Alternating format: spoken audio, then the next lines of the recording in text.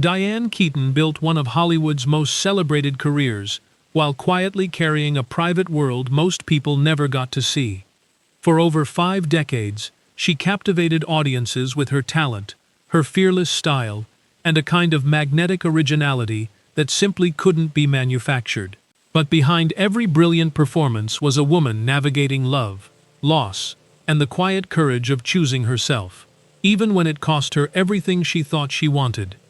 She grew up as Diane Hall in Los Angeles, born in 1946, the eldest daughter of a mother whose own love of performance lit something lasting inside her.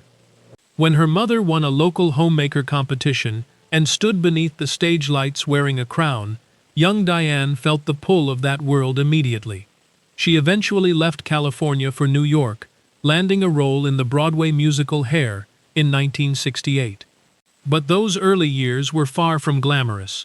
The brutal pressure of the New York stage pushed her into a serious struggle with bulimia, a binge-eating disorder she battled for roughly 5 years before finding her way through therapy.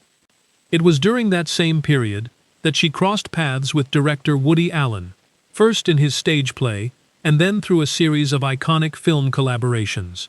Their creative partnership produced some of cinema's most beloved work, including Annie Hall in 1977, which earned her the Academy Award for Best Actress.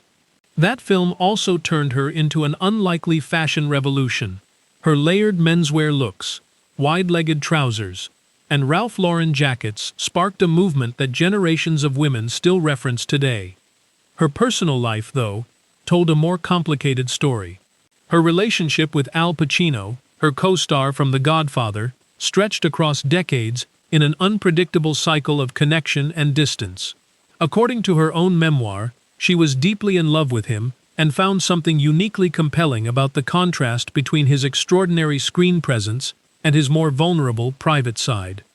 But their visions for life simply didn't align. She longed for commitment and stability. He reportedly struggled with the idea of traditional family responsibility.